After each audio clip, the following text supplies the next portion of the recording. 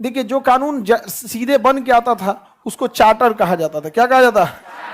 Charter. जो direct बन के आ जाता था उसे चार्टर्ड कहा जाता। और जो यहाँ बन के आता था उसे भारत शासन अधिनियम कहते।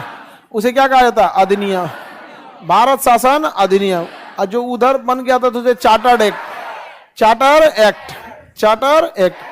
तो 1857 की क्रांति से पहले, जो 1857 की क्रांति नहीं हुई थी, तो अंग्रेजों को लगता था कि भारतीय बहुत कमजोर हैं, इनको सताया बड़ा इजी है। इंग्लैंड से बना बनाया रेडीमेड कानून आता था, इन पे थोप दिया जाता था, उनको लगता था यही है। लेकिन 1857 की जब क्रांति हुई, ऐस हुमच के पिटाया सब अंग्रेज सब, उन सबको लग गया कि इंग्लैंड के बने कानून से भारत चलने वाला नहीं है। वहाँ की पुलिस गुड मॉर्निंग करती है, यहाँ की पुलिस गुड मॉर्निंग करने लगे ना, तो टोपिया पहन के चक्कर है, चचा टोपिया तो बड़ा मस्त हो लो, दरोगा लोग की कौन ची, बड़ा बाबू की छोटा बाबू, खिलवाड़ बना देंगे सब। हमारे यहाँ पुलिस देखते रहे, इधर आ गाड़ी साइड लगा यहाँ पे। तो हम लोग का अलग पुलिसिंग है, उन लोग की पुलिसिंग अलग है। तो इसलिए हमारे देश में चार्टर्ड सक्सेस होने वाला नहीं था। इंग्लैंड से बना बनाया रेडीमेड कानून को क्या कहा गया? चार्टर्ड।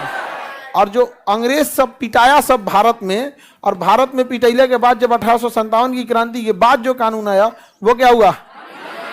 अधिनियम। अधिनियम। तो अधिनियम और चार्टर्ड में तो अंतर समझ में आ गया। शुरुआत में तो जो आएगा वो चार्टर्ड आएगा, शुरुआत में क्या आएगा? चार्टर, बाद में क्या आएगा? अधिनियम। तो पहला देखते हैं हम लोग 1773 का रेगुलेटिंग एक्ट, 1773 का रेगुलेटिंग एक्ट, 1773 का रेगुलेटिंग। देखिए इंग्लैंड का जो राजा था ना, बहुत चालाक आदमी था। जैसे कोई कंपनी बनाया, ठीक है, सपोज कीजिए कि जैसे जगमोहन किसी राज्य का मुख्यमंत्री हो गया, इसके पास पावर है, सब कुछ है। अब ये कहेगा किसी अपने करीबी से कि एक कंपनी तुम बनाओ, कंपनी बनाया, उस कंपनी की ये इसने क्या किया? हिस्सेदारी ले लिया। इस कंपनी के 50% हिस्सेदारी जगमोहन। अभी बताइए, जिस राज्य का एक मुख्यमंत्री है, उस राज्य में जितना पुल बनेगा ये उसी कंपनी को देगा, सड़क बनेगा उसी कंपनी को देगा, कंपनी की सुरक्षा भी करेगा, कंपनी को जो प्रॉफिट होगा कंपनी रखेगी, आधा किसको देगी? हाँ, जगमोहन को। आधा दे देगी जगमोहन को, कोई दिक्कत? तो कंपनी का प्रॉफिट हुआ, आधा किसको दे दिया? जगमोहन को दे दिया, कोई दिक्कत? जगमोहन। अब यही हो रहा था ब्रिटिश ईस्ट इंडिया कंपनी के साथ। ब्रिटिश ईस्ट इंडिया कंपनी ऐसी कंपनी थी जिसमें राजा का इनडायरेक्टली पैसा लगा था, इसलिए वो चाहती थी कि ब्रिटिश ईस्ट इंडिया कंपनी ज़्यादा से ज़्यादा भारतीय क्षेत्र पर कब्जा करे, इसलिए उसे सैनिक मदद भी देती थी। जबकि ब्रिटेन की अन्य कंपनियां राजा पर आरोप लगाती थी कि यह राजा केवल ब्रिटिश ईस्ट इंडिया कंपनी को भेजा है, हम कंपनी क्यों नहीं जाएंगे। जैसे अगर अफ्रीका में एयरटेल चलता है तो अफ्रीका में जियो भी चलना चाहिए। अब भारत सरकार जियो को रोक लगा दे कि नहीं तुम अफ्रीका में नहीं जाए। एयरटेल इंडिया से ज़्यादा पैसा कमाता है, कहाँ से? अफ्रीका से। समझ गया कि नहीं? यहाँ तो जियो सबका बैंड बजा दिया अफ्रीका से, तो क्या भारत सरकार उसे रोक लगाएगी? नहीं लगाएगी। लेकिन अगर रोक लगाएगी तो भेदभाव हो जाएगा। तो ईस्ट इंडिया कंपनी जो आई थी इंग्लैंड की, तो राजा चाहता था ईस्ट इंडिया कंपनी ही क्या रहे, यहाँ रहे, क्योंकि उससे उसको प्रॉफिट ज़्यादा था, राजा को प्रॉफिट ज़्यादा था।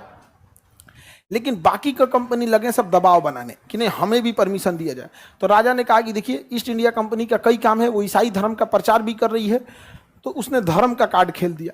और धार्मिक कार्ड ऐसा होता है ना कि अगर धर्म आगे आ गया ना तो बस काम बचा दिया आपका, लोग आपसे सवाल उठाना छोड़ देते हैं। तो कई सारे काम दिए गए ईस्ट इंडिया कंपनी को। ब्रिटिश ईस्ट इंडिया कंपनी जो थी वो इधर मद्रास को कब्जा कर ली, बम्बई को कब्जा कर ली, उस समय गुजरात ये सब एक ही में, और बंगाल को कब्जा कर ली। तो ईस्ट इंडिया कंपनी का यहाँ भी व्यापार था, मद्रास में भी व्यापार था। कहाँ था? मद्रास में भी था, और इधर बम्बई में भी व्यापार था। बम्बई में भी क्या था? व्यापार था। व्यापार करते थे लोग, वहां से सामान बना के लाते थे, यहाँ ज्यादा रेट में क्या करते थे? बेच देते थे यहाँ पर। लेकिन धीरे धीरे इन लोगों को समझ में आया कि यहाँ पर व्यापार करने से ज्यादा फायदा है इनमें लड़वा के क्षेत्र कब्जा कर लेने के लिए। देखा सब कि यहाँ भारत का कोई राजा ही नहीं है, यहाँ हर 2 गांव पे एगो राजा बदल जाता है।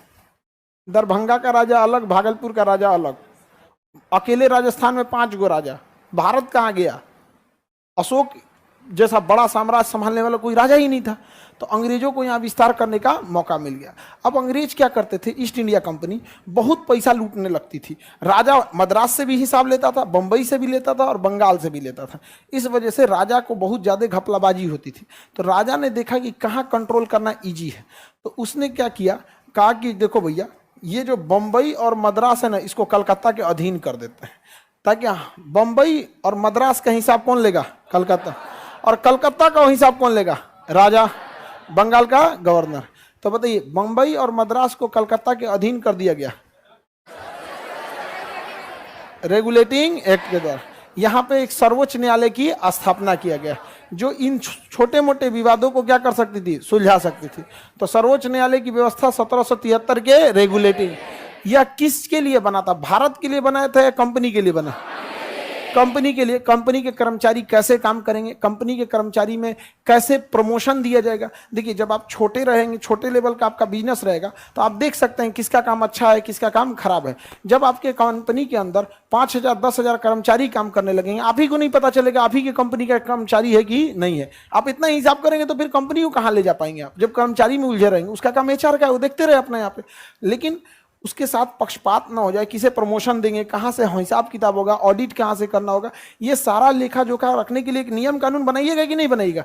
आपको पता नहीं है कि आपका कंपनी का एम्प्लॉय कौन है, और उसी में कोई मनबड़ मैनेजर आ गया लगा टॉर्चर करने उन लोग को, तो गलत बात हो जाएगा ना। तो इसी सब के लिए नियम कानून आया था कंपनी चलाने के लिए, जिसे कहा गया रेगुलेटिंग एक्ट 1773।